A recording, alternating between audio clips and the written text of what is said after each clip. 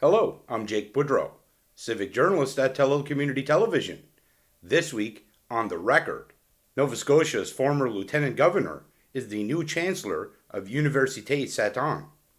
Richmond Municipal Council held its regular monthly meeting in Arichat on September 23rd, and after the meeting, Warden Lois Landry fielded questions from the media. Fisheries and Oceans Canada closes the Atlantic mackerel bait fishery. Local residents will help create a new firefighter training program for the province. And the Centre of Rural Aging and Health rolls out new fall programs at the NSCC Strait Area campus. But first, the RCMP said it is investigating a fatal ATV crash that took place in Richmond County.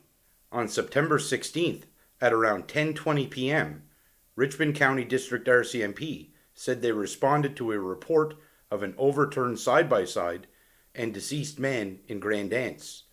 Cindy Bayers, Strategic Communications with Nova Scotia RCMP, confirmed that the crash took place on Buchanan Road and not on a trail. Bayers wrote in an email that the report was made by a passing motorist. The responding officer identified the victim as a 39-year-old man of Whiteside, and the off-highway vehicle was a blue Can-Am side-by-side, the RCMP said. Bayers wrote that Emergency Health Services was also dispatched to the scene. The RCMP said Collision Analysis and Reconstruction Services was called to the scene and the investigation is ongoing. Anyone with information about this incident is asked to call Richmond County District RCMP at 902-226-2533 or contact Nova Scotia Crime Stoppers. Almadam native and former Lieutenant Governor of Nova Scotia, Arthur J. LeBlanc, was recently named the next Chancellor of Université Sainte-Anne. The chair of the Board of Governors, a native of Petit de Gras, as well as former Richmond MLA and Provincial Cabinet Minister, Michelle P. Sampson, announced LeBlanc's appointment on September 22nd. Arthur J. LeBlanc is a great Acadian whose career inspires commitment and leadership, Sampson said. A pillar of our community, a respected lawyer and judge, he embodies the excellence, wisdom, and dedication that will guide our institution into the future, Sampson added. A native of West Arichat, LeBlanc received a Bachelor of Commerce degree from St. Francis Xavier University in 1964 and a Bachelor of Laws degree from Dalhousie University in 1968. He was called to the Nova Scotia Bar in 1968 and practiced law for over 30 years. He was appointed Queen's Counsel, now King's Counsel, in 1983, and a judge of the Supreme Court of Nova Scotia in 1998. In 2000, LeBlanc ruled in favor of Glenda Doucette-Boudreau, a group of parents, and the Fédération des Parents Acadiens de la Nouvelle-Écosse, after a long legal battle to demand the creation of homogeneous French-language schools in Nova Scotia. In a landmark decision, LeBlanc insisted that the obligations set out in the Charter are remedial in nature, requiring the government to take positive measures to curb the assimilation of rights holders in these regions. Installed as Lieutenant Governor in 2017, LeBlanc focused on issues related to higher education, the performing arts, veterans recognition, Acadian history and heritage, Crown Indigenous relations and reconciliation until the end of his term in 2024. LeBlanc is a member of the Order of Nova Scotia and served as Chancellor of the Order from 2017 to 2024. He was a Knight of Justice of the Order of St. John, a recipient of the Queen Elizabeth II Golden Jubilee Medal in 2002, the Queen Elizabeth II Platinum Jubilee Medal in 2022, and the King Charles III Coronation Medal in 2024. LeBlanc is the recipient of honorary doctorates from Cape Breton University in 2023 and Université Sainte-Anne in 2025. Mr. LeBlanc is one of a number of great personalities and leaders of the Canadian Francophonie and Acadia to occupy the chancery of our venerable university, added Kenneth DeVoe, President and Vice Chancellor of Université Sainte-Anne. As the first Cape Breton Chancellor, his appointment is a testament to the provincial presence of Université Sainte-Anne. At its regular monthly meeting, Richmond Municipal Council voted in favor of a recommendation from its Committee of the Whole session to approve Willie's Taxi for a taxi license to operate in Richmond County. So there are 6 committee reports, as I mentioned.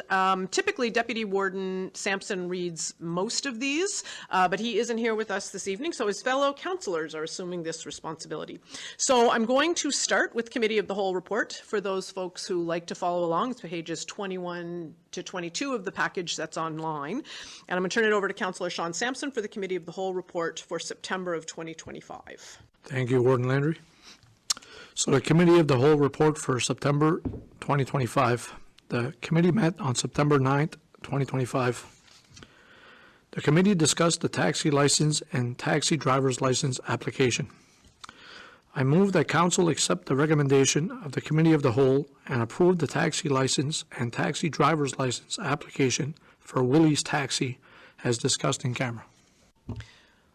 So there's a motion on the floor. Can I have a seconder? That is seconded by Councillor Mumbercat. Any discussion on that? Hearing none, all those in favour signify by saying yes. Yes. Those opposed? That motion carries. So you approved Willie's Taxi for a taxi license application. How did they fit the criteria to be accepted or approved? Yeah, there's an application and then there are several items that are required. It's a little bit different because he's had a taxi license with us before. So there was in-camera discussion where his particulars are discussed, but the taxi policy is listed in bylaw and requires just an annual recertification. So in other jurisdictions, I'm not sure if it's necessary for you to go through the same process to reapply as it is to apply for the first time. But yeah, he submitted all that he needed and then some, so happy to continue that service here. He covers the whole county, does he? Yeah, I can't speak to that, but I believe so. District 3 Councillor Brian Marchand voted against a recommendation from the Committee of the Whole to approve municipal sponsorship of the Recreation Nova Scotia Conference. The committee discussed the Recreation Nova Scotia Conference sponsorship. I move that Council accept the recommendation of the Committee of the Whole and accept the staff recommendation to sponsor the Recreation Nova Scotia Conference at the silver sponsor level of $1,000 and be allocated from the sponsorship budget. We have a motion on the floor. Can I have a seconder? Seconded by Councillor Mumbercat. Is there any discussion on that? Councillor Marchand? I can't support this. We had an ask from a gentleman or a young lad in my community that was involved with baseball, and although there's not a lot of policy, I commend the CAO for bringing this to us to vote on this, because I think he can just give this money out himself without even coming to us. So the fact that we wouldn't even support someone in our county, and here we are supporting an organization province-wide. I have no issue with our staff going to getting any of the information at these conferences. We pay for that, but to sponsor these, my assumption was the sponsor was for events here in our community, or our county. So I can't support this because of those things. Thank you. Do we have any other discussion on that? Hearing none. I don't want to. Hearing none. All those in favor of the motion on the floor signify by saying yes. Yes. Yes. Those opposed? Nay. No. Nay. And that is recorded for the minutes. Do you share the concerns of District 3 Councillor Brian Marchand about sponsorship for Recreation Nova Scotia? No, I don't. His concern is legitimate. I look at it a different way. So there is a budget line that is in our budget, which speaks to money that we are going to spend on sponsorship. And some of the places that we've done, I believe just recently, the last one we did would have been sponsorship at the Acadian Festival. So what sponsorship is designed to do is it's designed to sponsor events as a way of getting your name out there and showing who you are and focusing attention, drawing attention to yourself. So when we do it for the Acadian Festival, we do it because we get like a logo inside their brochure, that kind of thing. So it is absolutely the case that we can give money to local in the Richmond County groups to sponsor ourselves. However, there are also opportunities for us to say slightly outside of the area, hey, we're over here in Richmond, you should make note of us. So we sponsor things like the Superport Days. That happens in Richmond County, but it's a much broader than Richmond County. We provide sponsorship, I believe, for the Strait Area Chamber of Commerce at some of their events. Again, not exclusively Richmond County. This is an event that's happening in Sydney. It's a provincial event, and we're trying to draw attention to the fact that Richmond County is a place where we'd like to, have folks know that what we're about, and we want to participate in making this event happen. And it's nice not to have to go to Halifax for once. So a lot of these things happen in Halifax. And so we want to be able to say, look, we want more people to be able to attend locally. And part of that is helping support those. What Councillor Marchand mentioned tonight, so what he mentioned, I believe, I don't want to misquote him, but I believe in the Committee of the Whole, what he talked about is he would prefer to have that money stay in the county only. Those of us who voted at Committee of the Whole said, actually, we are of the opinion that looking beyond our borders is actually helpful to the municipality. Tonight, he made mention to an individual person who was looking for what I would consider a donation and not necessarily sponsorship. So, there's a difference there in what sponsorship means to different councillors. So I don't take issue with anything Councillor Marchand said. It's really about individual councillors' view on what it means to be a sponsor. Just curious, do you know the location and the date or the ballpark date for the Recreation Nova Scotia Conference? Yeah, it's a 4-day conference happening in Sydney, and it is October 21st, 22nd, 23rd, 24th. So yeah, we've gotten a schedule. It overlaps one of the Cape Breton Partnership events. It overlaps them, but looking forward to attending. Now, Councillor Marchand also made the argument that if the council is going to be sending either staff or elected officials to a conference like this, that there's really no need to spend $1,000, which is the silver level of sponsorship for the Recreation Nova Scotia Conference. What are your thoughts on this position that Councillor Marchand's taken? Yeah, there are two separate budget lines. One is we want all of our staff to develop professionally, meaning we want them to go and learn from other municipalities about things that they are doing. So, I have been to NSFM conferences and Federation of Municipalities. We have folks, so I remember not long ago, Deputy Warden Sampson went to the NSFM, came back, and we learn about things. So we have been really pushing, as you know, if your home is lost in a fire or something like that, you lose your cap, and we would like for that to change. And so that has been pushed at municipalities, at the NSFM. Deputy Warden Sampson has learned about suggestions about ways we might be able to influence that discussion. He brought back conversations about the Spike program happening in Kentville. Those are all ways that when people go and gather together with their like-minded colleagues, you get information and you bring that back. So our staff is going to this conference, and that's on their budget line under their department. This sponsorship, though, is something different. So you're talking about apples and oranges. This is about how do we promote Richmond County, and that's really not what staff is there to do. They're there to absorb the information. And how do we get people to understand what Richmond County is about? And how do we, part of it for me is, I'm just happy to see something happen in Cape Breton and not happen in Halifax all the time. So, they have moved around, but we're happy to support those when we can find a way to do so and celebrate Richmond County in those venues. Council approved a recommendation from the Committee of the Whole to investigate funding sources to replace the rink floor and ice refrigeration system at the Richmond Arena. Later in the meeting, during a report from the Municipal Recreation Advisory Committee, Council agreed to have staff draft communication and evacuation plans when the snow load on the arena roof exceeds 24 pounds per square foot. The committee discussed the Richmond Arena updates as presented in the Administration Operations Report.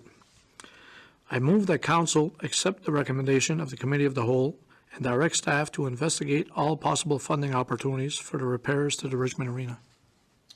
We have a motion on the floor, seconded by Councillor Marchand. Any discussion on that? Go ahead, CAO. Through you to the rest of the council, just for clarity on this as well. When we go looking for the grants on this, we always wait until we have like a defined scope of work that we need to do. So at this point, for clarity and to make sure that we're all on the same page, we're going back to the original motion back in March that, with the future or with the further investigation that was done on the roof and the walls over the late spring and summer, council is now okay that we explore replacing the flooring and the refrigeration and associated works under the floor and apply for grants appropriately. Is that correct? Just to make sure I'm clear. I believe we were really, we had made that decision contingent upon feeling confident that the roof wasn't going to collapse, and so we wanted to make sure that we got the recommendation. Then that took us to a report that did seem to say, you got to be careful about how much snow. That's been addressed by staff. So I believe that my concerns, certainly, that stemmed from just making sure the rest of the building was okay enough to move forward, have been certainly addressed. So, Councillor Marchand? Yeah, CAO, I think I was the one that made the motion. It might have even been February about that. And when I made that motion then, it was, as you say, looking for funding for the flooring and the refrigeration upgrades. The reason I kind of brought it up at our last meeting, I had seen some arena rehabilitation grants that were given out province-wide. So I just wanted to know the status on our applications for that. But this motion you're saying tonight is for moving forward on the replacement of the floor, the underfloor piping, and the refrigeration, correct? That is what I now have clarity on, and I just want to make sure that council and staff were lockstep on what we were actually doing. Yes. And we will apply for the appropriate funds that match that kind of work. 100% we will. Thank you, Troy, and thank you, Warden. Go ahead, Councillor Membercap. Thank you, Warden. So it did not include roofing? Well, some of the repair, if I may, Warden, the roof monitoring system got installed last week, so that stuff's in. There's other things on the roof that are not in this motion that aren't in the budget either.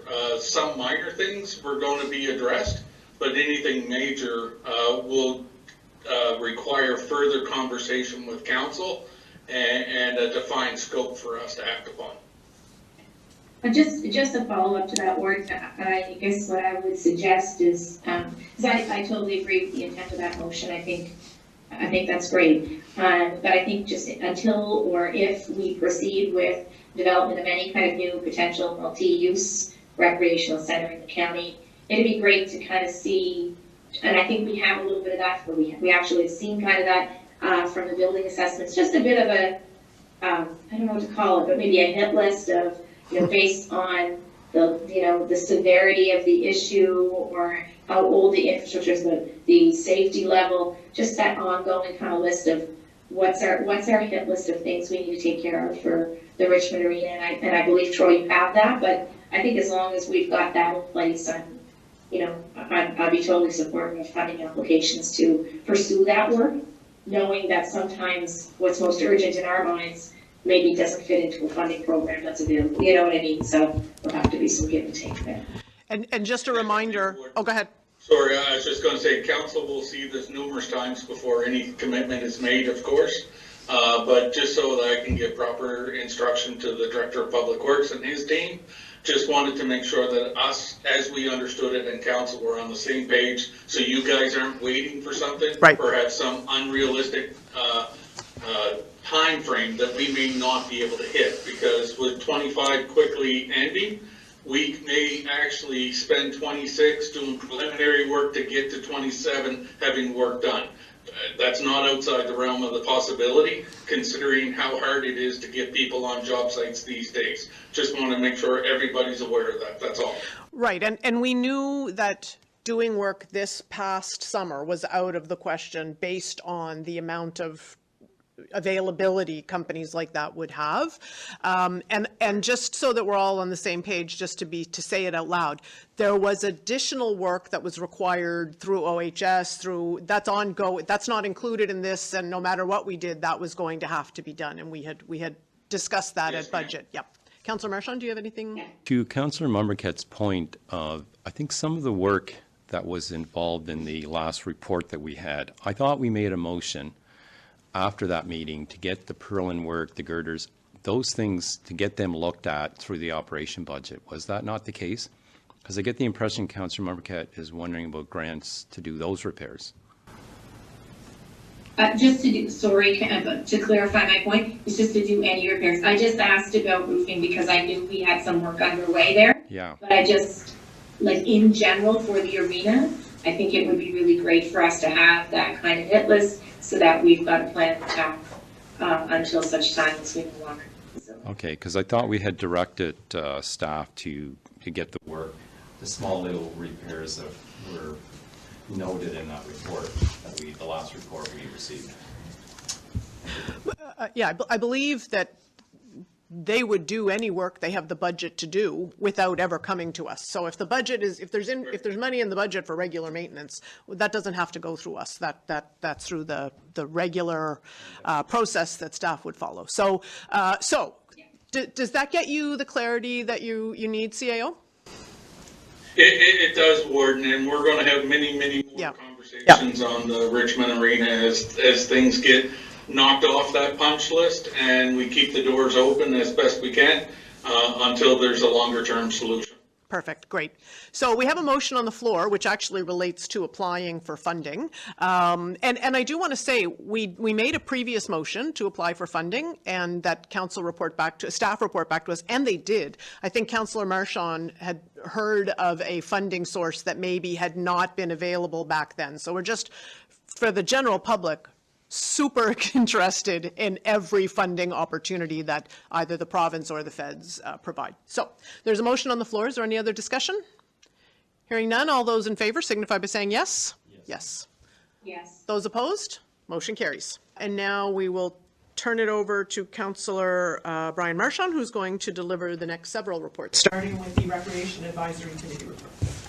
The Recreation Advisory Committee report for the month of September 2025. The committee met on September the 11th, 2025. The committee discussed the Richmond Arena Structural Analysis Phase 2 report. I move that Council accept the recommendation of the Recreation Advisory Committee and that staff be directed to prepare a communication and evacuation plan to address the potential to close the arena to the public if the snow load on the roof of the Richmond Arena reaches 24 pounds per square foot. Is there any seconder on that? Seconded by Councillor Sampson.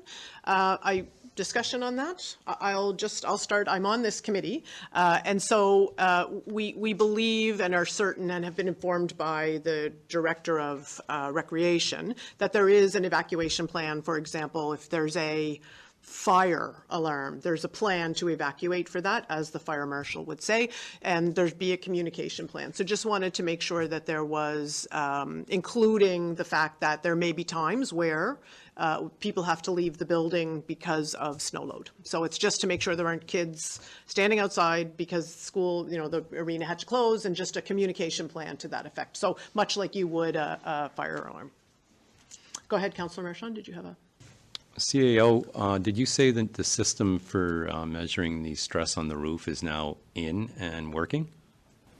Okay, so that'll be great. I can't confirm whether it's fully functional at this point. I know the roof mount, that stuff was all completed last week. As to its full functionality with the computers and everything, I can't confirm that at this point. I do know that discussions are happening between Public Works and Recreation on how the SOPs for this are going to roll out.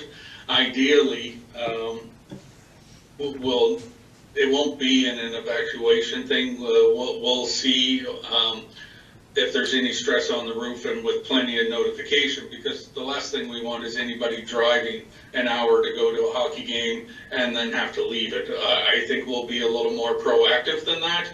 and err on the side of caution anyway if snow loads are coming or anticipated.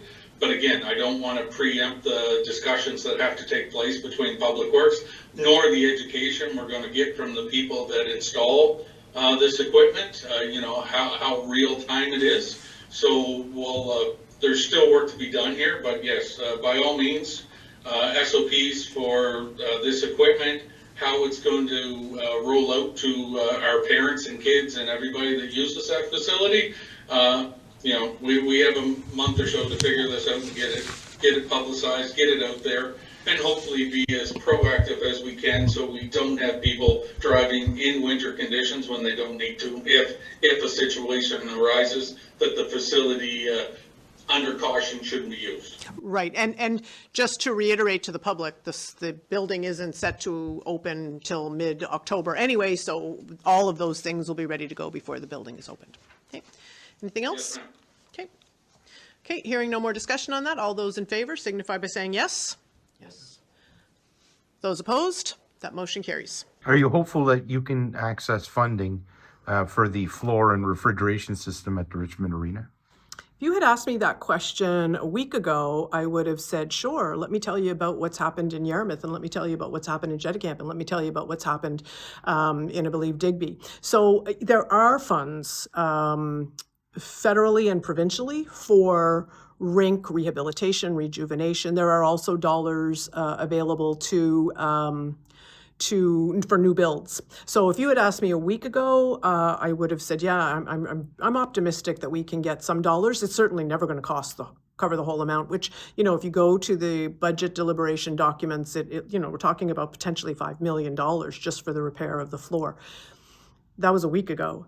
And in the last day or so, the finance minister for Nova Scotia, John Lohr, has come out and said there's like $1 billion deficit with a B, I think. So that is a different kettle of fish. We're talking about the province signaling that there are not enough dollars in the kitty the way we have seen dollars in the kitty before. So my concern standing here, nothing that's been discussed at council, but certainly my concern standing here now is that what's the first thing to go? Not healthcare, not education, not community services, not those projects. But it may very well be that money for projects like this may be a little scarcer.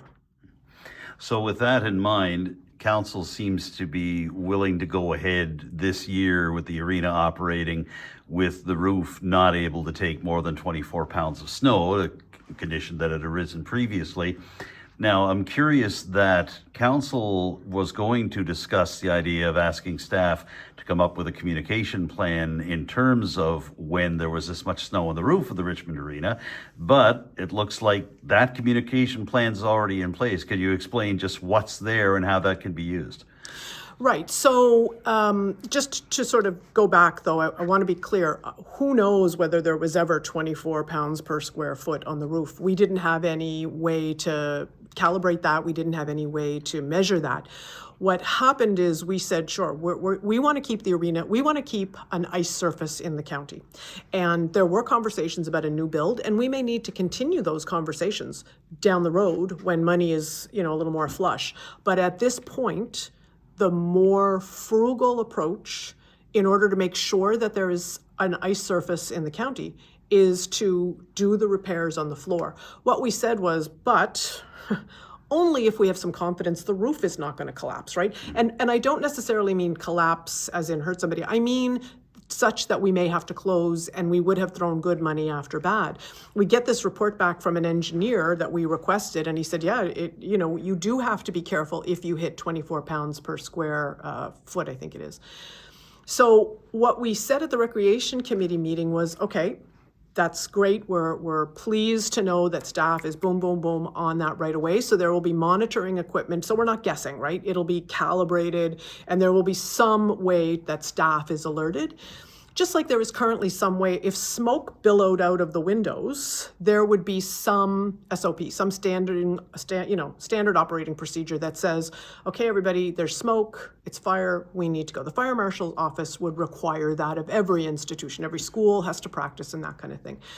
All we asked really is that you don't need to develop it really. It's already in place for things like fire. We just want to make sure that there's no time where we say, okay, folks, we have to leave because the monitor is suggesting that there's more snow than we can safely have and have peace of mind that everything is great. We just want to make sure that we have a communication plan that says, so we don't have kids standing outside because a hockey game was called off.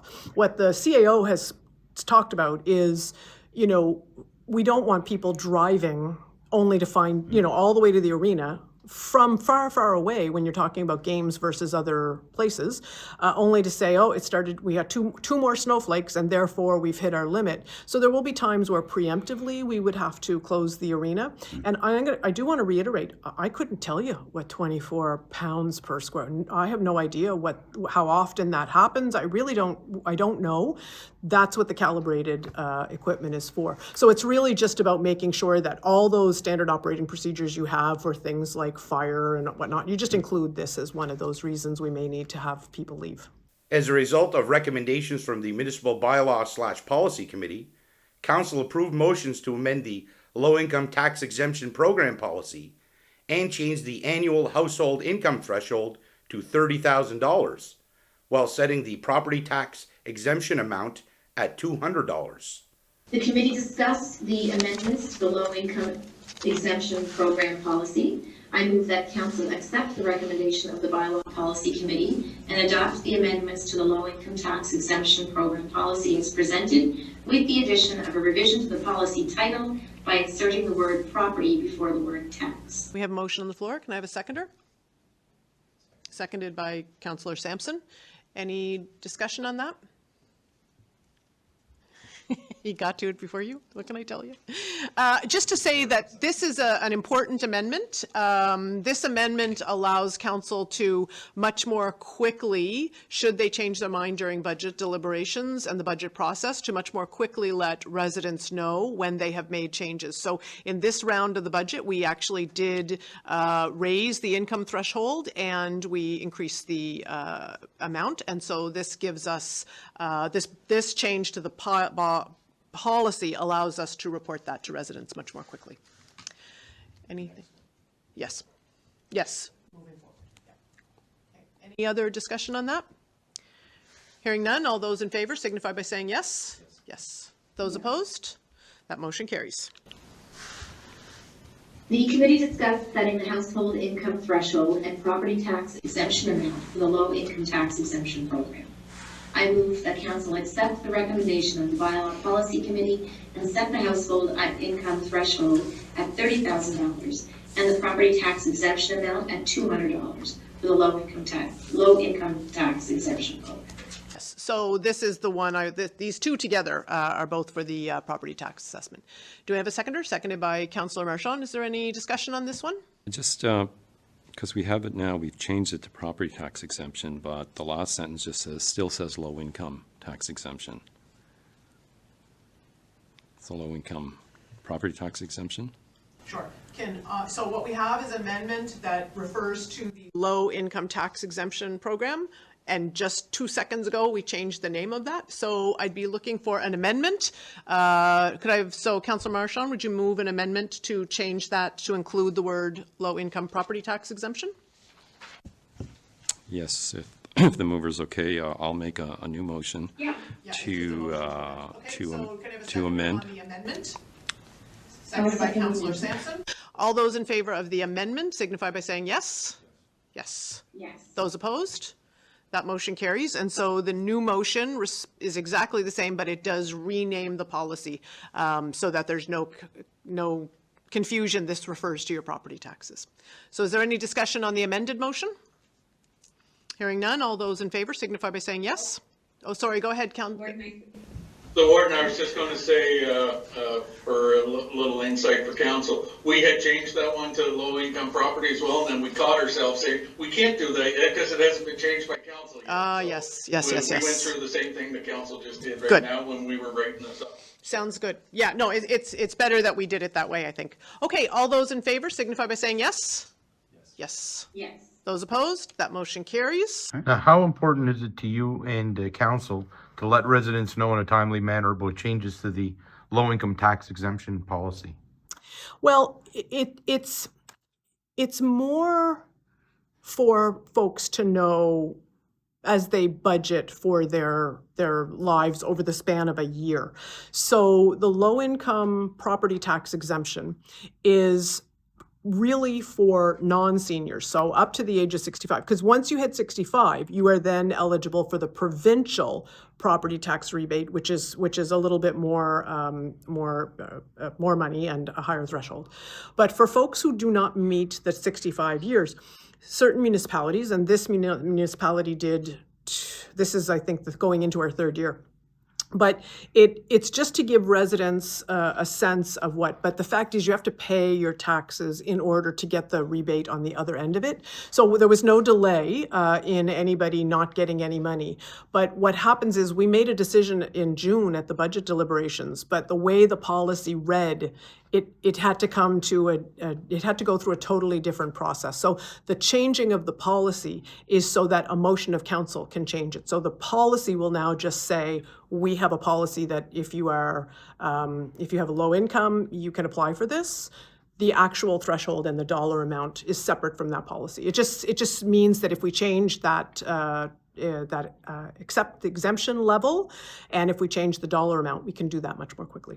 So since you bring up the dollar amount and the actual income threshold, that's now been set at $30,000 for the low income threshold and $200 for the actual exemption. Did those figures change at all? Yeah, I forget. I think it was 200 before, but it was definitely lower. So I believe it was 25,000 was the income threshold. And we have been checking what other municipalities are doing, and we are also mindful that because this is new to us, we really have no idea what kind of uptake we would get on that.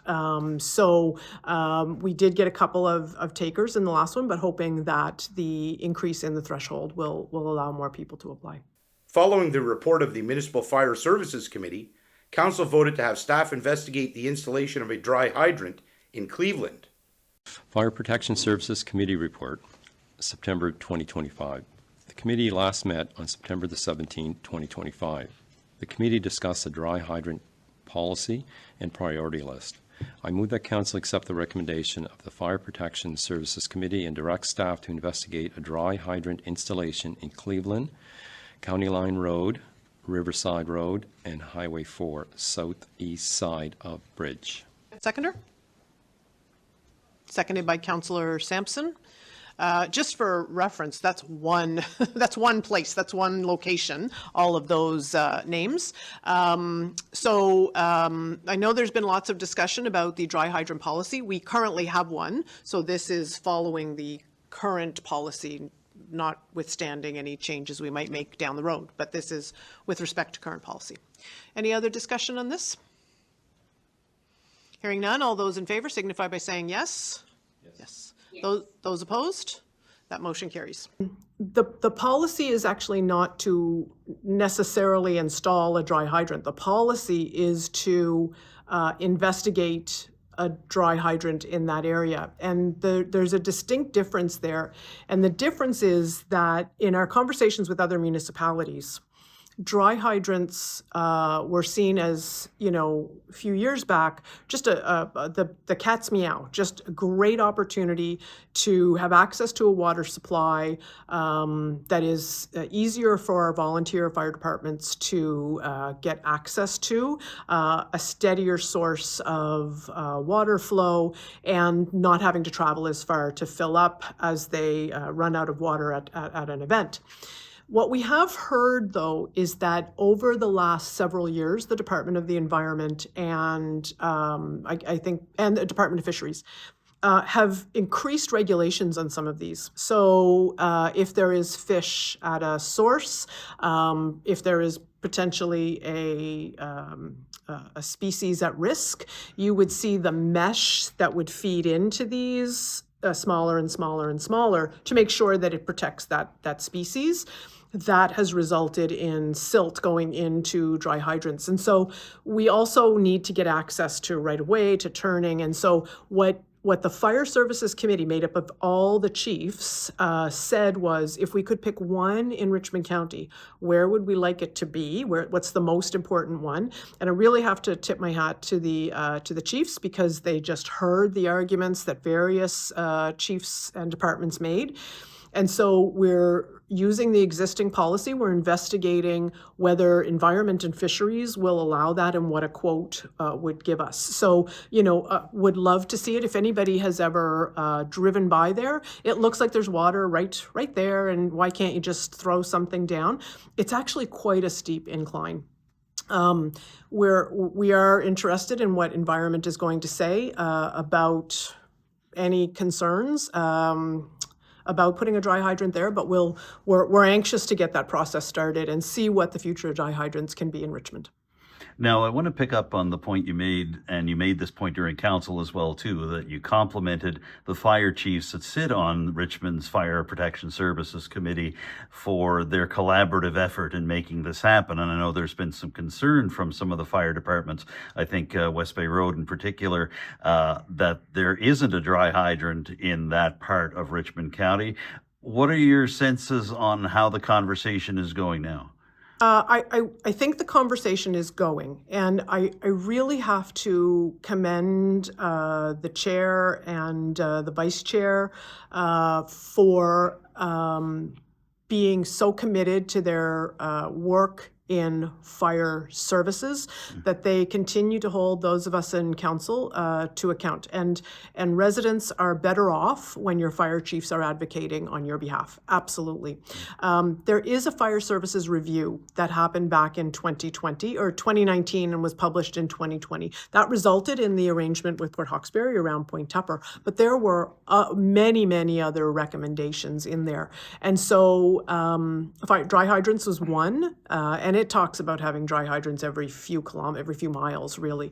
So, if dry hydrants are the way to go, we have a long way to go. But there's also concern about fire levies and about, the fact that different parts of the municipality pay different fire levies. We don't do that with anything else, right? We don't do that with police. Imagine saying to Lardwas, you're going to pay 16 cents to get your garbage picked up. Oh, and the truck that picks up your garbage is going to be a 1995 Toyota Tercel, but Loosedale, you're going to pay 10 cents and we're going to pick up your garbage every week and you're going to get state of the art. So that we would never do that, right? But there are different levies and different caliber of equipment in some of those smaller fire departments.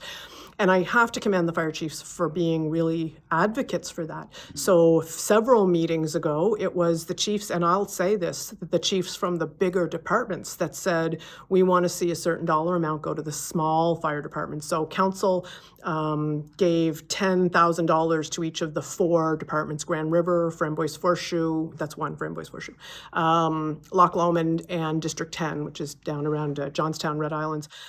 We included $10,000 to each of those 4, and that was the Fire Services Committee, made up of some big fire departments who said that's where we think that money should go. So there is a commitment from those fire chiefs to have conversations, waiting until there's also a provincial fire services review. So once that kind of rears its head, I am looking forward to conversations with fire chiefs. Council then voted to make 2 applications under the Growth and Renewal of Infrastructure Development Fund, one pertaining to a waterline replacement, another a waterline extension, both on Benny's Lane in Loosedale. New business.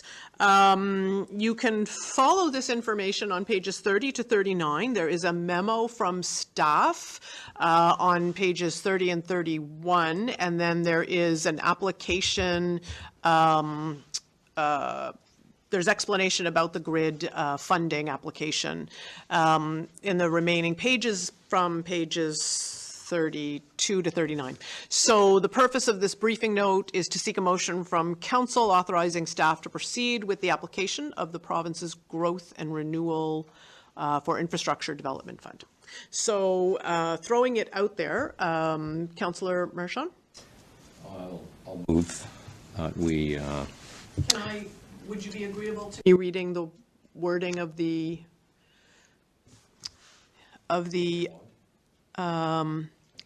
yeah, there's a specific way, I'm not sure if it's, I think it's, or actually maybe it is exactly in that last recommendation there, Councillor. The whole, yeah, so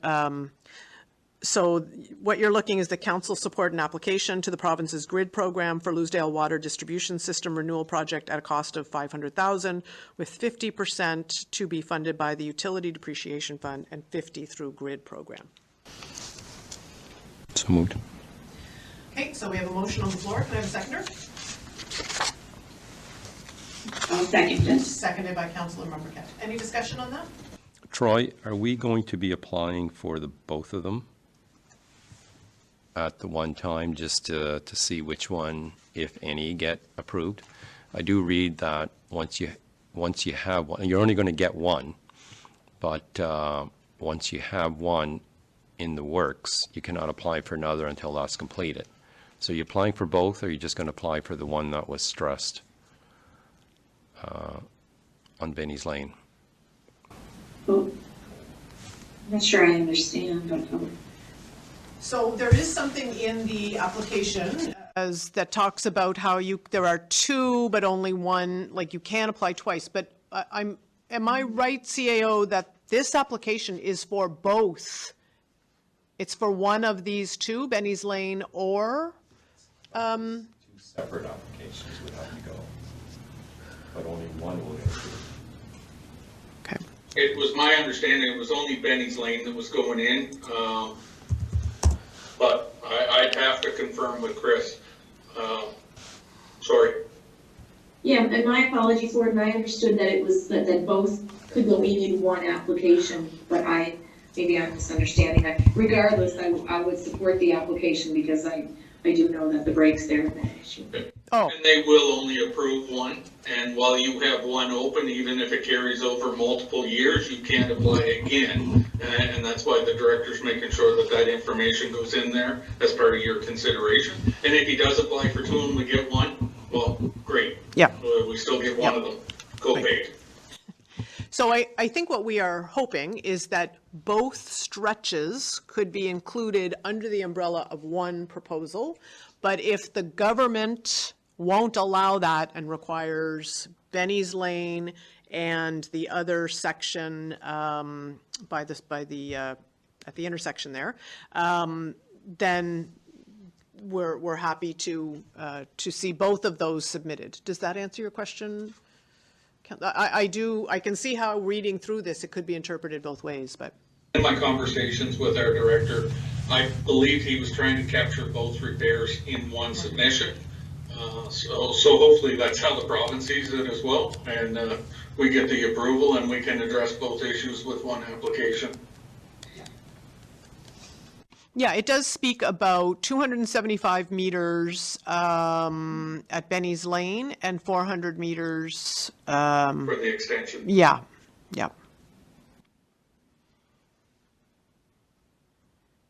Highway 320. Okay.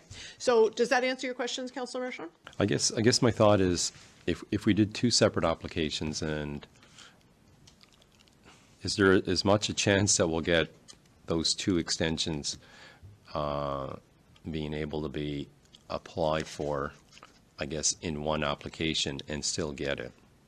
That's my worry. I don't know. I mean, our director would have to decide that. So I assumed, since he can put two applications in, it would be nice if they were both put in one and we got it and they were both done, in a 2-year period. But I'm thinking, they're two big projects, so whatever the director decides anyway. The motion reads the Loosedale Water Distribution System Renewal Project. So that's the motion, which I believe includes the two areas, and we'll hope that that moves forward. Municipalities can submit 2 applications, but only one could be approved per cycle. And so if we want to prioritize them, this is the way we do that. So is there any other discussion on that? Hearing none, all those in favor signify by saying yes. Yes. Yes. Motion, those opposed? Motion carries. So what exactly are the 2 projects you're applying for under the grid, for grid funding? There's Benny's Lane water line replacement and the Benny's Lane water extension. Is that what it is? And why are you applying for 2 projects? Yeah, so it depends on if you call it 2, right? So if the actual wording of the motion is the Loosedale water system repairs. So we're hoping that it is one water system and there are several sections that we would like to see be repaired underneath that. If they break it down into 2 different, points on a map, okay, maybe we can only apply for one. But I think what the motion was to look at the Loosedale water supply. And there are certainly no shortage of things we can apply for, as in no shortage of repairs and ongoing maintenance that needs to happen. The question here is what is the maximum dollar amount that we can get? So this particular funding proposal allows for a maximum amount that basically would make applicants say, okay, they're going to give us this, that's 50%. What is something that falls into that budget thing? If we want to replace the entire water or sewer system in Arichat, you're talking about millions and millions, right? So it's about matching your needs to the appropriate funding ask. And so when you look at it from that perspective, if you were to go to Facebook and the posts from the municipality and just keep scrolling, you would see that there have been so many notices to residents about leaks at these particular locations. So I was not at all surprised that this was what staff came up with, because when you go through the reports to residents about we have a leak here, we have a leak there, these are our biggest culprits. Council then voted to look into the re-establishment of the Richmond Water Utility Source Water Protection Advisory Committee. This is a briefing note regarding the establishment of a Water Protection Advisory Committee. So I believe that this is something that had been in place before, but needs to be back. And so by way of conversation, in order to get us to the debate stage of this, I'm looking for a motion. The suggested motion is that Council approve the re-establishment of the Source Water Protection Advisory Committee, the draft terms of reference, and the advertising for 2 members of the public to join the committee. So that's the motion we'd be looking for, which would get us to some discussion. Moved by Councillor Marchand. Can I have a seconder? Seconded by Councillor Sampson. So is there discussion on this motion? Go ahead, Councillor Member Kep. Thank you. So I guess my point of discussion or my question would be also wondering if we could inquire with the Village of St. Peter's as a partner municipal unit within our municipality to see if they would like to do joint establishment of that type of committee, similar to how we do with IDEA, our IDEA committee. Just as I know that source water protection is an issue for both entities, it may be a great opportunity to pool resources and come up with, better ideas and different ways of serving both areas. So I don't know that I'm asking for a change in the motion, just wondering if we could make a commitment to approaching the village to see if even such a thing would be feasible. To be frank, I have not discussed this with them, and maybe it wouldn't work, but just thought some outreach there would be good because more heads are better than few. So. For sure. It's been particularly effective with the IDEA committee. So what I'm hearing is that the motion would stand, but we would ask the CAO to sort of follow up and see if that's an option.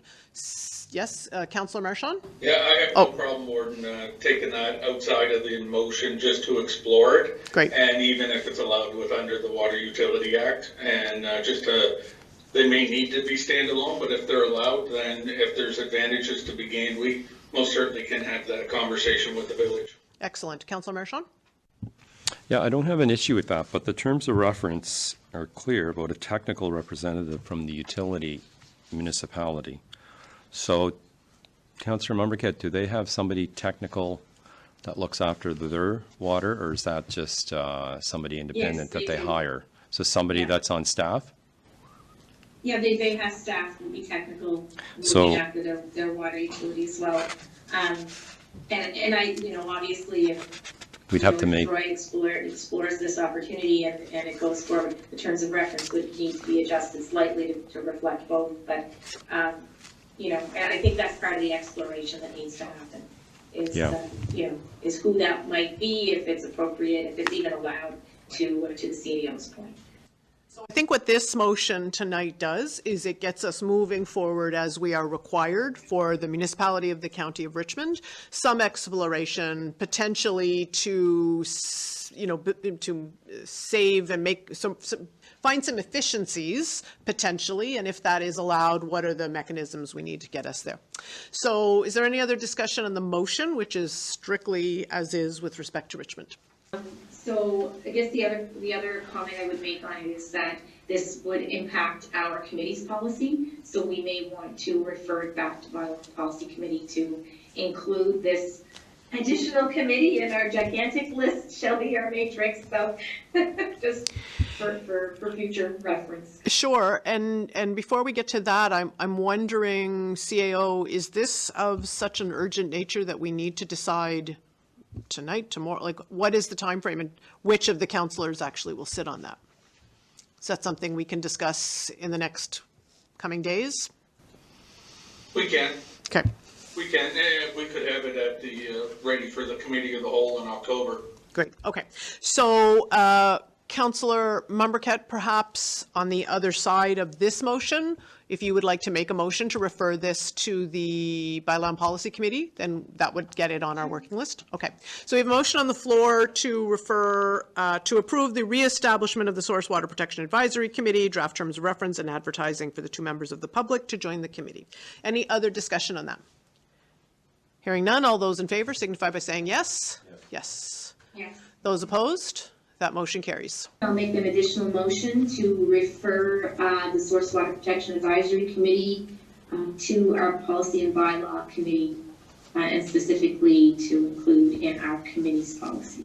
Great. All those, can I have a seconder on that motion? Seconded by Councillor Marchand. Any other discussion on that? Hearing none, all those in favor signify by saying yes. Yes. Yes. Those opposed? Motion carries. Why do you feel it's a good time to reestablish the Source Water Protection Committee?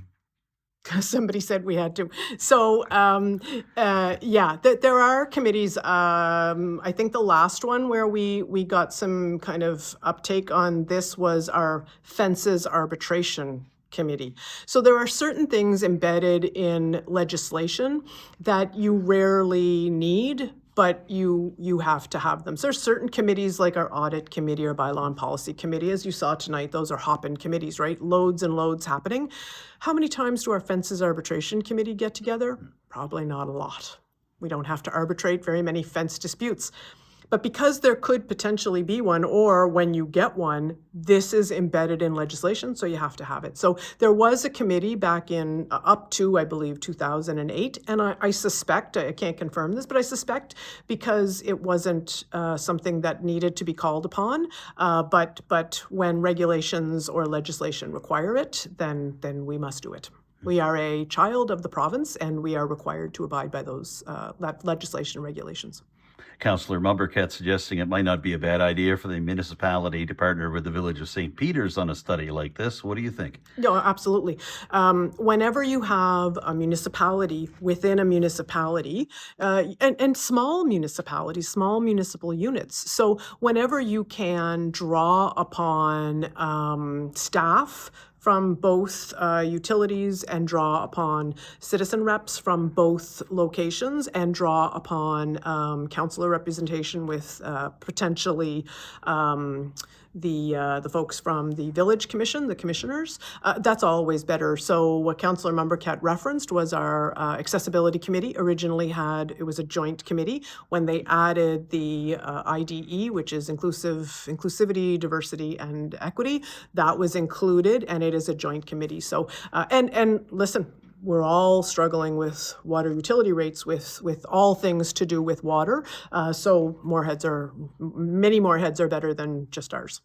A letter from the River Bourgeois Community Services Society to have the municipality provide funding towards lights at the River Bourgeois Lighthouse was discussed by council. So there is a letter from Rose Merrick and a staff report on page 89, and then the original letter from Rose Merrick from the River Bourgeois Community Services Society regarding a request to provide funding in the yearly budget for the power base lights at the River Bourgeois Lighthouse.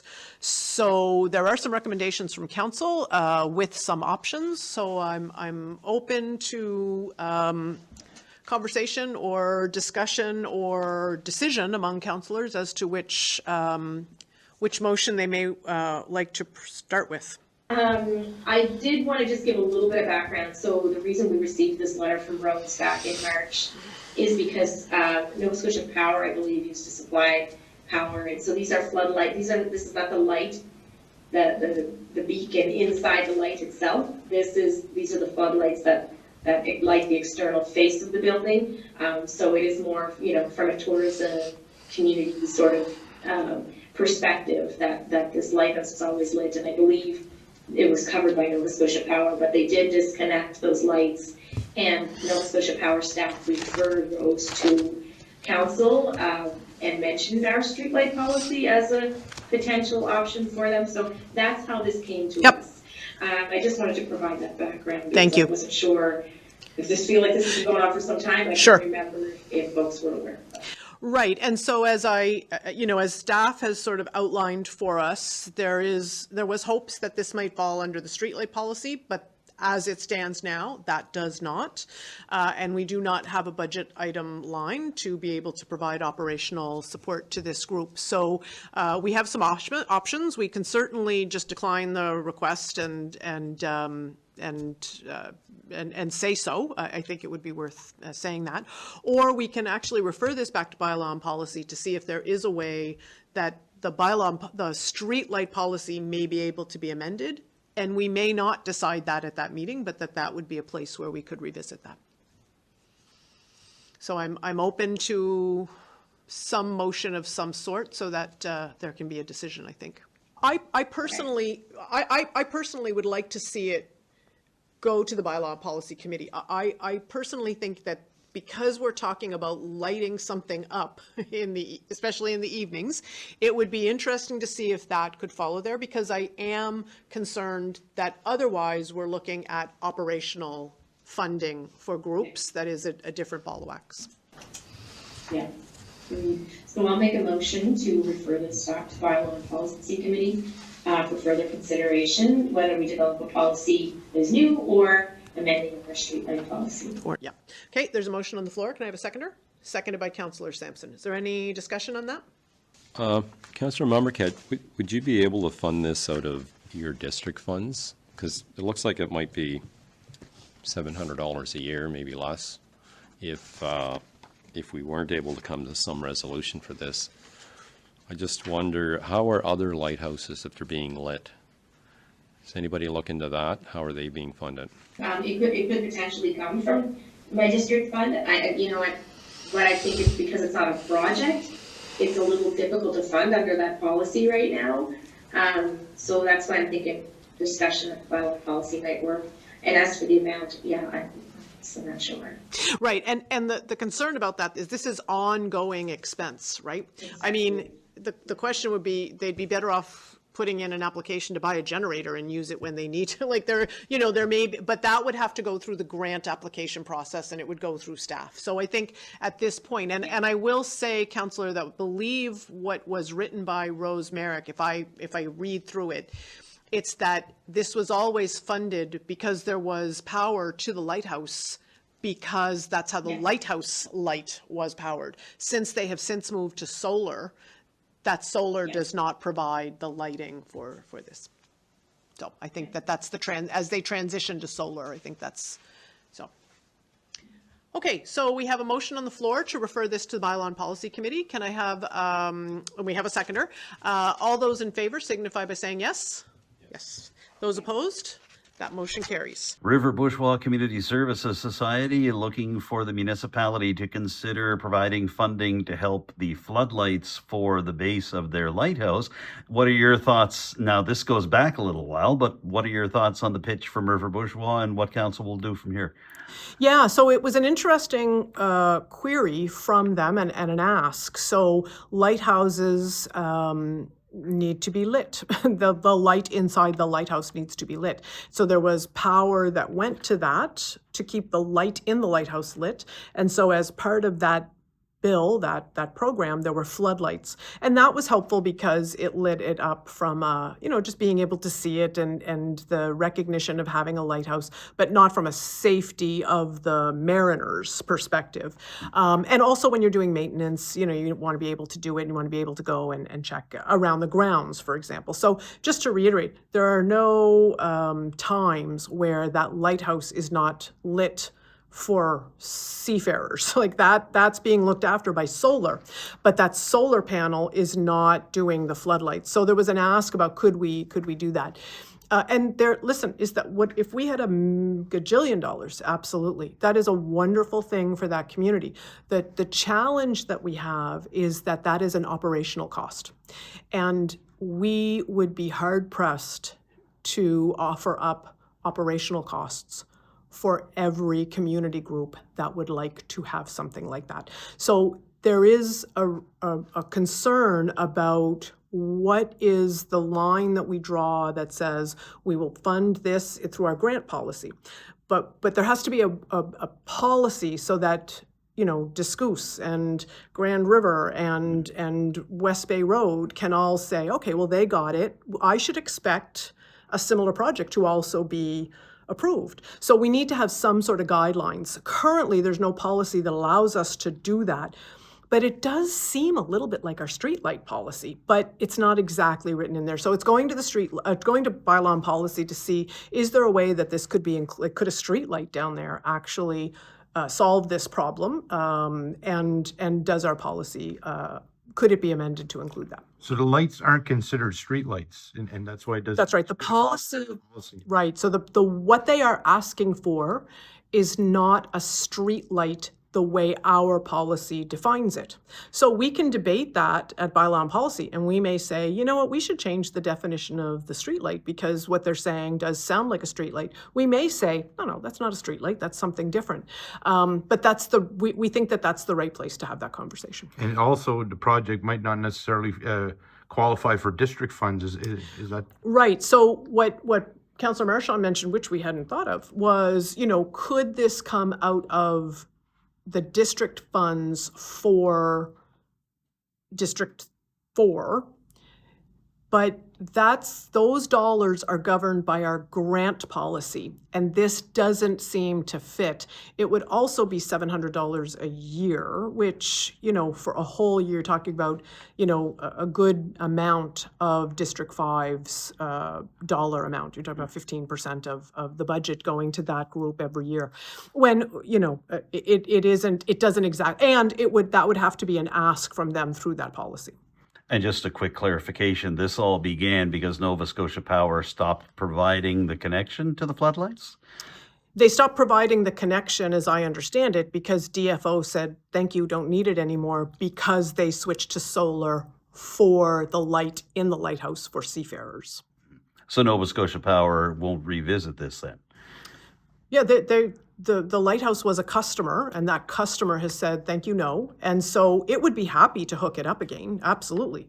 they just need another customer to pay that bill. And what the folks in River Bourgeois are asking us is, can you give us the money to be able to pay for that? And that sounds like operational expenses, which then means, would other organizations expect for some operational funding? And do we have the dollars to be able to apply that consistently? Following questions from an Arichat resident about the poor quality of cellular service, the warden talked about some of the steps the municipality has taken to raise awareness of this ongoing and worsening problem. All right. Name is Mitch Benoit. Just live down the road here. My question to council is there any updates on cell phone services? The service right now with the technology that we have is pathetic. I know that it's federal. Is there any way that, maybe our Minister of Parliament, if we were to get a hold of him, Jamie Batiste, see if he can do anything about it? Because yesteryear, not too long ago, I'd get cell service all through my house. Now I have to go out on my patio and on a certain place on my patio and get service. And I was just wondering if there was, another means of, getting the message through to them. Thank you, and that actually is an action item on our action item list. And I will say that this council did. I'll turn it over to the CAO in a moment, but I will say that this council did write a letter to Jaime Batiste, and it was because a resident had said to me, he's not a new member of Parliament. He's been a member of Parliament, but he's new to here. And so we really do want to impress on him that in this riding, cell service is really quite horrible. So we did send that letter off and have not received a response from him. This council and the previous council had, for the longest time been advocating for the cell towers. A program came out 2 years ago through public safety, and this is where the province came in and said that this is a public safety issue, especially where a lot of people traveling near Nova Scotia have an expectation that if they break down, well, I can just call for help. Well, that's not really the case. In lots of parts of Nova Scotia, you cannot call for help. So a number of sites were identified. The one in our area, we signed a lease with the province back in, I want to say it was the spring. They are replacing one of our towers, the one that's in Sterling, from 100 meter to a 300 meter. And then there are 6 other that are slated to be installed in Richmond County. And they're doing phase 1 first, see where the improvements are, and then where they think the other 6 should go will come from real-time tests once the first phase is complete. And we got confirmation last week that the geotechnical on our first tower is taking place over the next 2 months, with construction to follow in the spring. And there is a commitment from the province that the first towers in Richmond will be up by late summer, early fall of 2026. So we have to wait for that to be done before they'll even consider any further sites. But those towers are slated to go up. I believe we have one in Sterling, one in Framboise, and then there's one over in, is it Marble? Marble Mountain. That's going to have an effect on the western part of our county. And what's interesting is you can actually go to buildnovascotia.ca, buildns.ca, and it will give the location of those towers. And it does say, miraculously, that Marble Mountain is going to impact Discouse. And so how can that be? What previous council made a motion to call on the Bell representatives to come and sit where you're sitting and give us a report. They declined that invitation, but they did agree to meet with the CAO and I. And the CAO and I met with someone from Bell. And one of the things that they talked about is that the number of towers was built really. So as you said, we used to be able to use our phones in our house. My brother and I live, you know where we live, we don't live far apart. We may as well go out on there with like tin cans and rope to try on our patios and we can see each other. But what they said is that, you know, watches and phones, and we are streaming whether we realize it or not in our cars. People have multiple devices. People turn off their Wi-Fi sometimes and just draw from data, forget to turn it back on when they go home. So the number of the population is growing and the number of devices is drawing more. So the reason why Marble Mountain might impact Discoos is not because Lois Landry is going to get service from Marble Mountain. It's because somebody in Grand Anse might get service from Marble Mountain, which takes less draw from the tower that is currently being used. And so the challenge is that these things, and I will say that there have been trucks spotted in Marble Mountain, and it's all the talk in the village. But as those towers go up, then you'll figure out where the deadest spots are, and they make decisions from there. But it is a slow process, and you're preaching to the choir here. It is, and the other thing I do want to say is there's a gentleman on the north side, Marcel Boudreau, who frequently posts on social media about the importance of calling when you have a problem and to call relentlessly. He has called saying I had drop calls and that kind of thing, and he says, the answer he gets is, we don't have any reports of that. But we get frustrated, and then without those calls, so, you know, anytime you can make a report, that is helpful.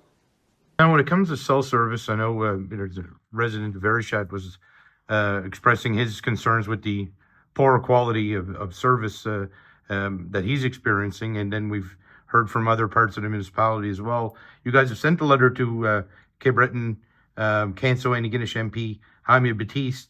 What else do you guys have planned to kind of get the word out about your concerns with the level of service? Yeah, the level of service has deteriorated significantly. And I want to be clear about that. We know that there have been areas in the municipality that have never been well serviced, have never had good cell service. We know that. Framboise, Forshoot, those areas, we know they have never had good cell service, and that needs to be addressed. We have a compounding additional problem, which is areas that used to have service are now not getting that same level of service, and that it has become ridiculous. So the example that Mitch gave as from the gallery was, you know, he used to be able to talk on his phone. Now he's got to go out on his patio to try and make a phone call. And there isn't a single councillor who hasn't had that same experience and who hasn't had residents speak to them about that. And it's frustrating, and it's frustrating not to be able to communicate in ways that you used to be able to. And I think what's doubly frustrating, is that there was a time when we had cell phones and a landline, and our cell service was fairly reliable. And so we got rid of our landlines, and now we have no other way to communicate but cell service, and we are losing calls. So we have let our MP know that this has been a concern in this riding. That was really stemmed from the fact that although MP Batiste is not a new member of Parliament, he is new to this riding. So we just wanted to reiterate that that's a concern here. What the CAO talked about is we've been advocating this with Bell, we've been advocating it with the province. Some of that did kind of bear fruit in that the province was saying, like, look, there's some safety issues here. And so there are towers going up. One is not going up. It's an extension of an existing tower in Stirling, one in Framboise, I believe, and then the other one is in Marble Mountain. Well, what difference do those make? What they're suggesting, and you can go to Build Nova Scotia, buildns.ca, and it'll list this, but it does talk about Marble Mountain will have an impact in Discoos. How so? If the folks from Discoos or from Loosedale, Grand Anse, Dundee don't have to draw from the tower that I'm also using in Discoos, then it frees up more air, more juice for those of us. So that it isn't necessarily that, you know, sitting in Discoos, I'm going to draw from the tower of Marble Mountain. It's just there will be fewer people drawing from the ones in Loosedale and Grand Anse.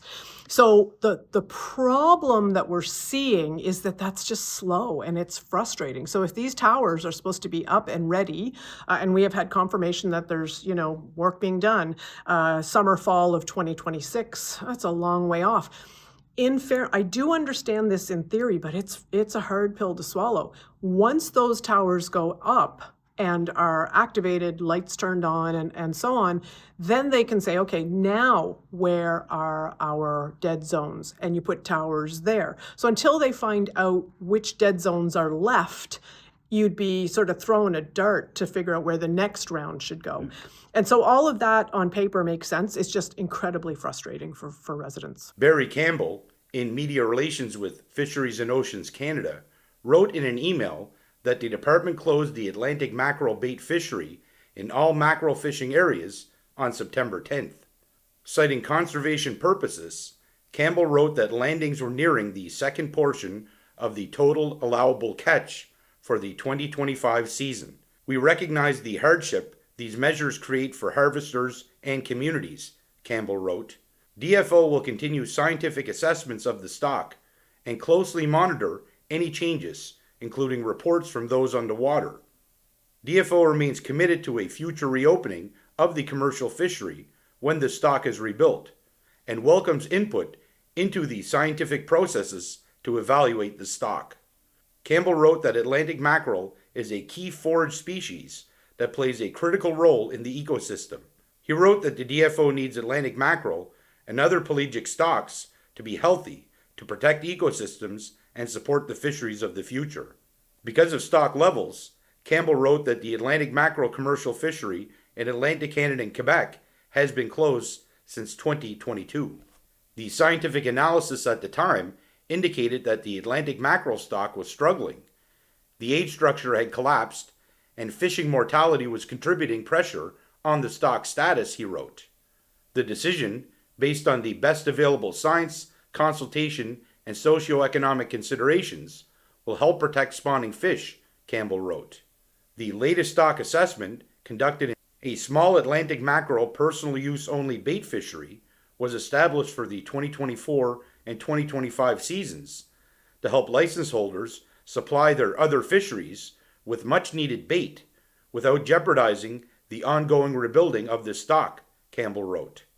In 2025, he wrote that the 440-ton quota for the personal use bait fishery was released in two portions at different times of the season to provide harvesters in Atlantic Canada and Quebec access to the fishery as mackerel migrates through Canadian waters. The provincial government announced the establishment of the Nova Scotia Fire Training Advisory Committee on September 22nd. They said the committee, with 32 members from across Nova Scotia, will put together an interim basic firefighting training plan that covers everything from how fire behaves to using ladders safely to getting people out of crashed vehicles. Regional training representatives include Steve Marsalis, Regional Emergency Management Officer with the Municipality of the County of Richmond, and Sean Andrews, Deputy Chief Administrative Officer for the Municipality of the District of Guysborough.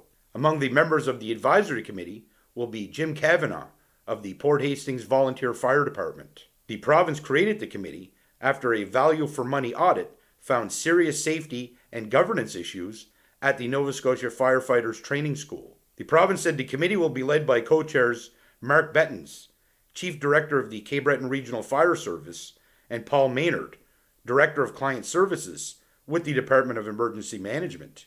The province said the committee will develop and implement an interim regional plan for firefighter training that covers firefighter safety and survival, personal protective equipment and self-contained breathing apparatus, fire behavior and suppression techniques, ladders and ventilation, forcible entry and search techniques, water supply and fire streams, incident command, live fire training, vehicle extraction, communications, emergency vehicle operator, and hazardous materials awareness and how to deal with them.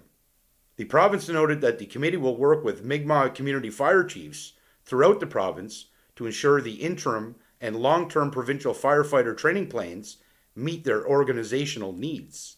The province said the interim training plan will help maintain firefighter safety and readiness through consistent access to core basic training, support for municipal fire departments by delivering safe entry-level firefighting education, standardizing delivery of basic training across the province during the interim period, building a collaborative network of local trainers and fire service leaders to support this initiative, and work with municipalities to ensure the ongoing delivery of high quality training on a regional basis.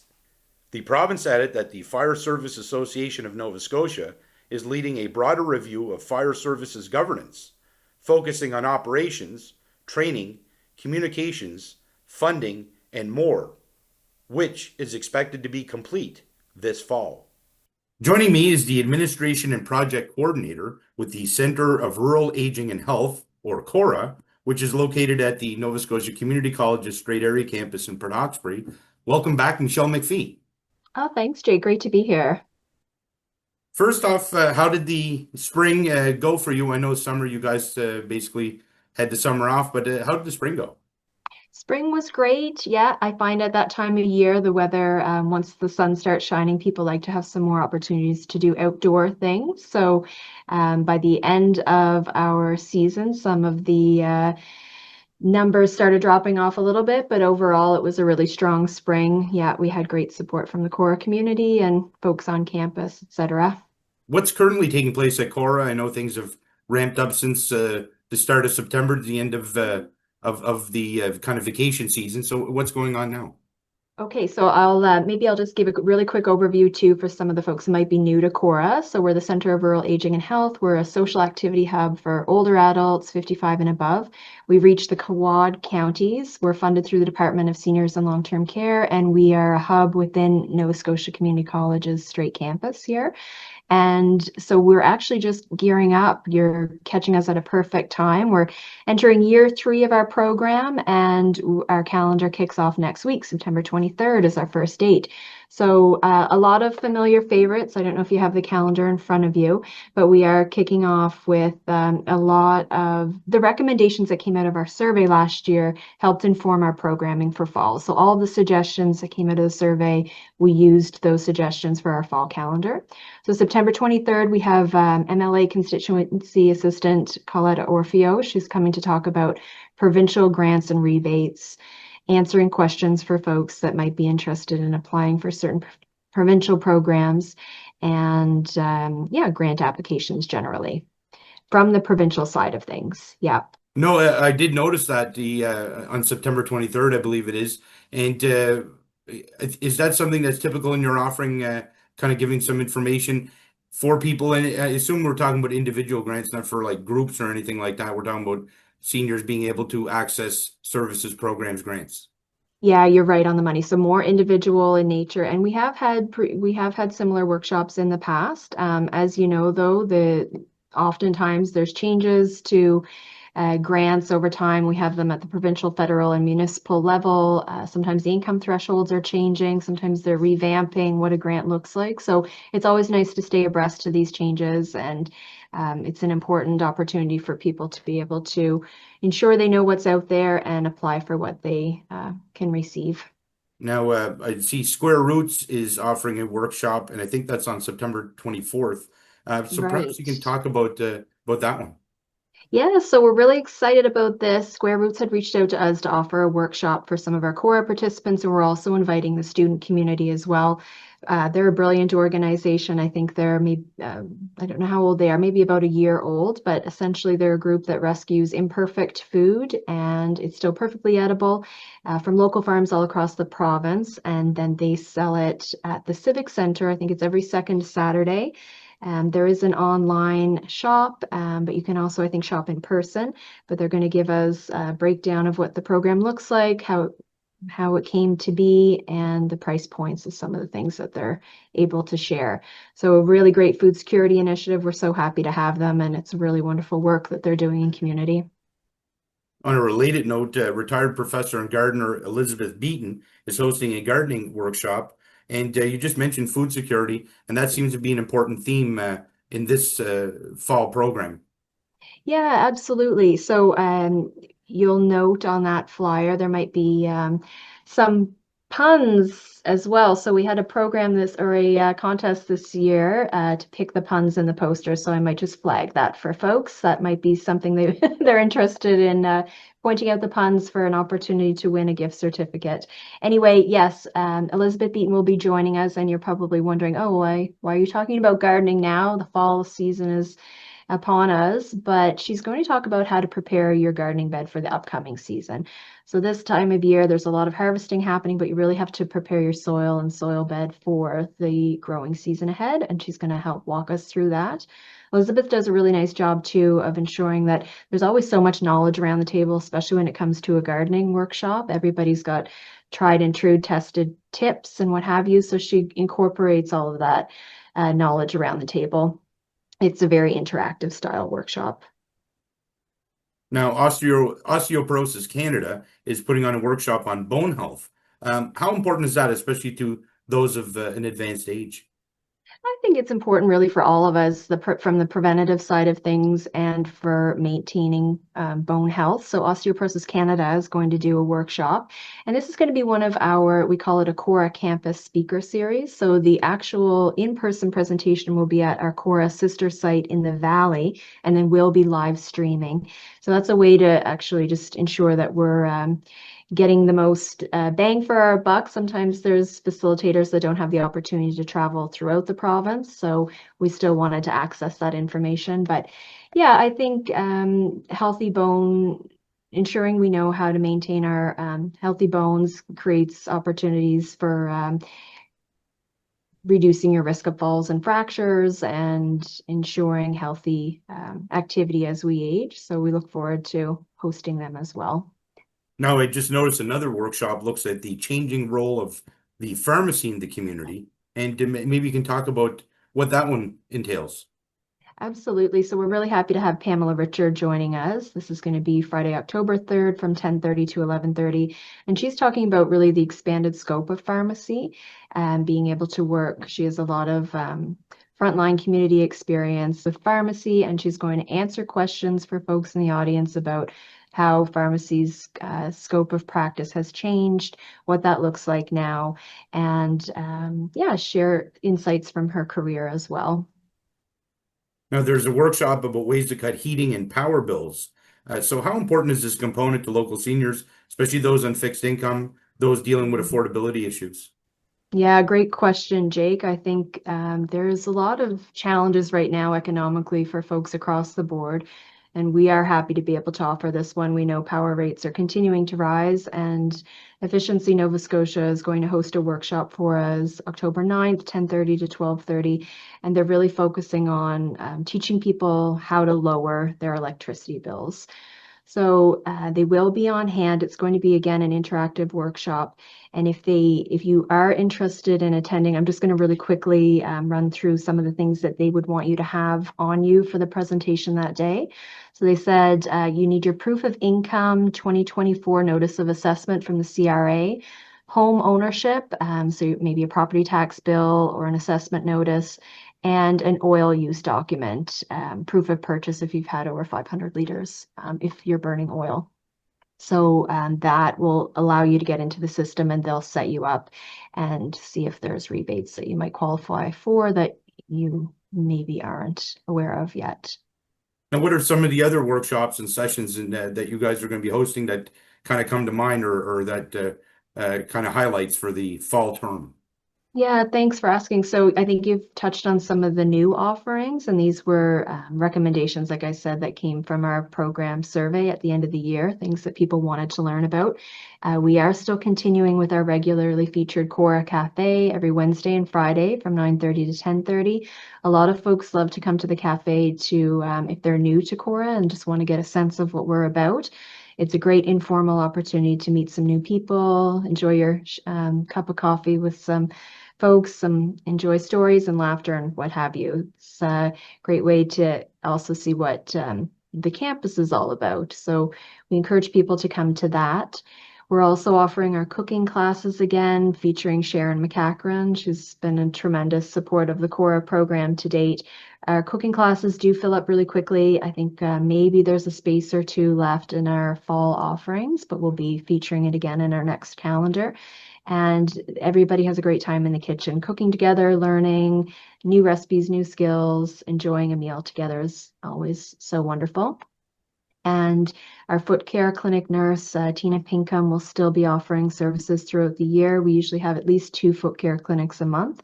So please please continue to check out our Facebook page or join our email distribution list if you'd like more information about those upcoming appointments. And Crafternoon is going to be on a new day this year. We're starting in October, but it's going to be every Thursday from 1:30 to 2:30. So a really great chance to work on your creative self and side. Maybe you've got a project that you'd like some input from other crafters. Some people actually work on puzzles. We've got a lot of diamond art happening. We have a lot of resources on hand too, just coloring books and puzzles, what have you, if you'd like to just use the things that we have on hand, or feel free to bring in something that you're working on currently. And also our popular Meet the Author series is happening once again. And this month we're hosting Brenda McLennan Dunphy. She'll be here on Wednesday, October 22nd. And she's going to read from her novels and answer questions from the audience about her process, what have you. I was looking at one that you've offered before on self-care, like you say, foot clinic, and others, kind of a meditation and things like that you've offered in the past and are continuing to offer in the fall. And there's another on travel as well, which I believe you've offered in the past as well. And maybe you can talk about those. Yeah, sure. Thank you. So again, Monica McCarthy with Montecule Wellness is going to be hosting meditation workshops for us again. They are free this year, so I wanted to highlight that for folks. She's going to be joining us in October, the 14th, 21st, and 28th, and that's from 1 until 2 in the afternoon. Monica does such a great job of making meditation accessible. This is a big, busy world, and there's so many things happening all the time, but Monica really helps us leave that all behind, bring ourselves into the present moment, and she makes it really accessible for everyone. So everyone is welcome to join us for that. And yes, Dr. Michelle Greenwell, she has done a lot of wonderful workshops for us in the past.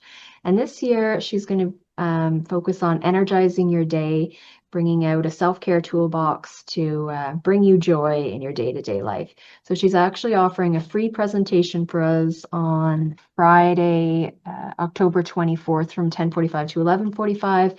And that's just going to be a general overview about how to energize your day. And then she's going to do a deep dive, which is more individualized support for each individual. And that is a paid workshop, $30 per person.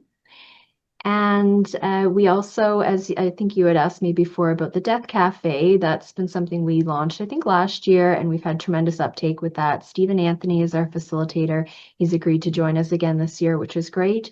So we have a Death Cafe on October 29th from 10:30 to 11:30.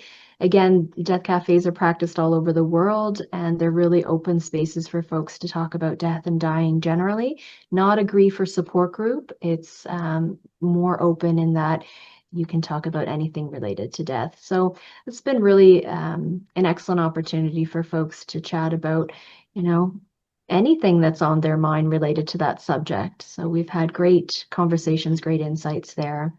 And our first, I would say something that's so wonderful about being at NSCC is our opportunity to engage with our students and faculty. And so our first intergenerational workshop of the year will be working with the second-year IT students and their faculty, and they're going to host a workshop for us, and it's very interactive in nature. People can come with their questions for the IT students, learn more tips and tricks about your phones, general computer safety, frauds and scams, and yeah, a great chance to learn from one another. So that will be Thursday, October 30th, 10:30 to 11:30. So it seems like there's a healthy level of participation in a lot of these programs and courses, regardless of whether they're you're charging for them or people have to pay. So, and you guys are continuing to offer them. So obviously there's there's a good uptake there from the public. Yeah, we've seen a lot of growth actually over the past year, and this year we did a camp or a community mail out, and so we've saw a lot of new registrants coming in the door this fall, which is really nice to see. So growth is continuous, and as we find out, what are the things that people are most interested in learning about, and finding the right days that work for the calendar, everything just falls into place from there. Thank you for watching. Please tune in again to find out what we will be talking about on The Record.